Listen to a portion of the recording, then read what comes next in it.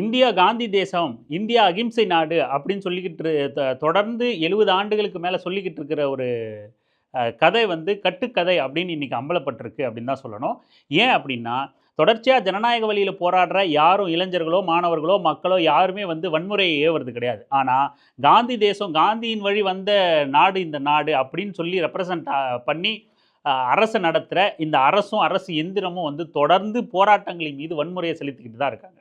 அதுக்கு உதாரணம் தான் இப்ப டெல்லியில நடந்துகிட்டு இருக்கிற போராட்டம். அமைதி வழியில, ஜனநாயக வழியில மக்களுக்கான முக்கிய கோரிக்கையை முன்வச்சு, மாணவர்களுக்கான முக்கிய கோரிக்கையை முன்வச்சு ஜனநாயக வழியில போராடிட்டு இருக்கிற அந்த இளைஞர்களையும், மாணவர்களையும் டெல்லி காவல்துறை, இந்திய ஒன்றிய அரசு எவ்வளவு மூர்க்கமா, அடாவடித்தனமா, அராஜகமா, வன்முறையா கையாண்டாங்க அப்படிங்கிறத நம்ம பார்த்துக்கிட்டு தான் இருக்கோம். பிரதமர் மோடி வந்து போற வெளிநாடுகள்லாம் இது காந்தி தேசம், காந்தி மண்ணு, அகிம்சை நாடுன்னு சொல்லிட்டு, காந்தியை எங்ககிட்ட மட்டும் ப்ரொமோட் பண்ணிக்கிட்டு, வெளியில பெருமை பீத்திக்கிட்டு, நீங்க அதை எங்க ஃபாலோ பண்ணியிருக்கீங்க அப்படிங்கிறத தான் நம்ம கேட்க வேண்டியதா இருக்கு. உண்மையிலே அகிம்சை வழி வந்த அரசு அப்படின்னா, அவரை ஏத்துக்கிட்ட அரசு அப்படின்னா, மாணவர்கள் மீது எதுக்கு வன்முறையை ஏவுறீங்க? அமைதியான வழியில தானே மாணவர்கள் போராடிட்டு இருக்காங்க. இன்னைக்கு நீங்க அமைதியான வழியில போராட்டம் பண்ற மாணவர்களை தடியடி நடத்துறதும், கண்ணீர் புகை குண்டு வீசுறதும், வன்முறையை கட்டவிழ்த்து விடுறதும், இதே போன்று வெள்ளைக்காரன் கூட அன்னைக்கு காந்தி மீது செய்யலையே. அன்னைக்கு காந்தியோட அமைதியான போராட்டங்களை வெள்ளைக்காரன் அனுமதிச்சானே, வேறொரு நாட்டினன் அனுமதிச்சானே.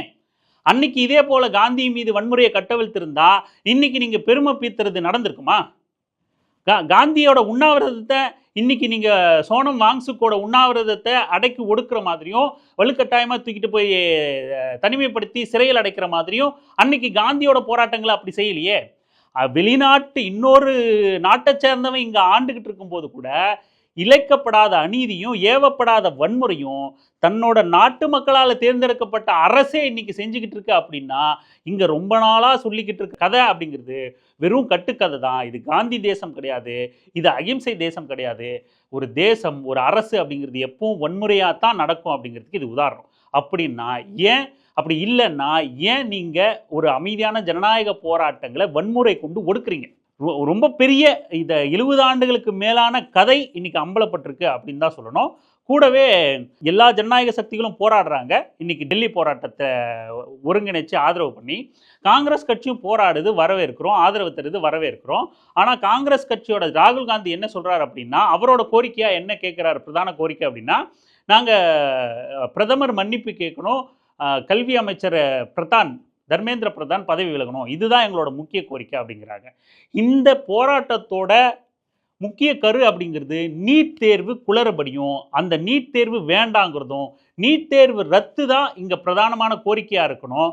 ஆனால் அதை தவிர்த்து ராகுல் காந்தியை நாங்கள் வந்தால் நீட் தேர்வை ரத்து செய்வோம் அப்படின்னு 24ல் தேர்தல் வாக்குறுதி கொடுத்த காங்கிரஸ் கட்சி இன்னைக்கு இவ்வளவு பெரிய எழுச்சியோட இளைஞர்கள் போராடிக்கிட்டு இருக்கும்போது வெறும் பிரதமர்கிட்ட இருந்து மன்னிப்பையும், ஒரு அமைச்சர் பதவி விலகிறதையும் மட்டுமே ஒரு கட்சி எப்படி கோரிக்கையாக வைக்க முடியும்? போராடுற இளைஞர்கள் அதை ஒரு கோரிக்கையாக சொல்லலாம். ஒரு கட்சிக்கு அந்த புரிதல் வேணாமா? இதனோட ஆணிவேர் நீட் தேர்வு தான், நீட் தேர்வை ரத்து செய்யறதா தீர்வு தரும் அப்படின்லாம் சொல்லியிருக்கணும். அங்கே இருக்கிற காக்ரோச் ஜனதா பார்ட்டியை சேர்ந்தவங்க தெளிவாக இருக்காங்க. நீட் தேர்வில் உயிரிழந்த குடும்பங்களுக்கு இழப்பீடு தரணும், நீட் தேர்வை ரத்து செய்யணும், தர்மேந்திர பிரதான் பதவி விலகணும் அப்படின்ட்டு. ஆனால் ஏன் தர்மேந்திர பிரதான பதவி விலக்கலை இந்த மோடி அரசு அப்படிங்கிறத நம்ம எல்லாம் சிந்திக்கணும். வெறும் ஒரு அமைச்சர் பதவியிலிருந்து ஒருத்தரை ரிசைன் பண்ண வைக்கணும். இங்கே ரொம்ப சாதாரணமாக இயல்பாக எத்தனையோ பேரை பதவியிலிருந்து இறக்குவாங்க, இல்லைன்னா அமைச்சரவையை மாற்றுவாங்க. ஆனால் இவ்வளவு பெரிய எழுச்சியான போராட்டம் நடக்கும்போது கூட அப்படி ஒரு அமைச்சரோட பதவி இன்னும் பிரதமர் பதவி விலகணும்னு கோரிக்கை வைக்கல, ஒரு அமைச்சரோட பதவியை விலக்கணும் அப்படின்னு கோரிக்கை வைக்கிறத கூட இந்த அரசு ஏற்க மறுக்குதுன்னா இதுக்கு பின்னாடி உள்ள வியாபார அரசியல் என்ன அப்படிங்கிறத பாருங்க.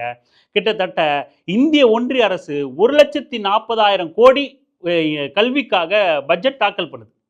ஆனால் இந்த நீட் கோச்சிங் சென்டர் கிட்டத்தட்ட வருஷத்துக்கு 1,40,000 கோடியை விடவும் அதிகமான வருமானங்களை சந்தையை உருவாக்கி வச்சிருக்கு. இந்த கோச்சிங் சென்டர் மூலமா மிகப்பெரிய கொள்ளை நடக்குது, வியாபாரம் நடக்குது. இந்த நீட் தேர்வை மையப்படுத்தி முதலாளிகளுக்காக மட்டும்தான் அரசுகள் இயங்குது அப்படிங்கிறது இதிலிருந்து ரொம்ப தெளிவுபடுது. முதலாளிகளுக்காக இயங்குவதால் தான் அமைச்சர் பதவி விலகணும் அப்படிங்கிற அந்த கோரிக்கையிலேயே நிற்கிறாங்க. ஏன்னா அடுத்து அவர் பதவி விலகிட்டா என்ன, அடுத்து நீட் தேர்வை ரத்து செய்யுங்க அப்படின்ற கோரிக்கையில் இன்னும் வலுப்பெறும். ஸோ அதுக்கு அடுத்து அந்த போராட்டத்தை நகர்த்தக்கூடாதுங்கிற முடிவில் தான் பாஜக அமைச்சர் பதவி விலகணும் அப்படிங்கிறதுல அடமெண்ட்டாக இருக்கிற மாதிரியே காட்டிக்கிட்டு இளைஞர்கள் மீதும் மாணவர்கள் மீதும் வன்முறையை ஏவிக்கிட்டு இருக்கு அப்படிங்கிறது 100% உண்மை. காக்ரோச் ஜனதா பார்ட்டி தன்னோட போராட்டத்தை இளைஞர்களோட ஒருங்கிணைச்சு தீவிரமாக நடத்திக்கிட்டு இருக்கு. காங்கிரஸ் இன்னுமாச்சு புத்தி வந்து நீட் தேர்வு ரத்து தான் இலக்குங்கிற வகையில் அவங்களோட போராட்டத்துக்கு வலு சேர்க்கணும் அப்படிங்கிறது தான் நாம் இதன் மூலமாக கேட்க வரோம்.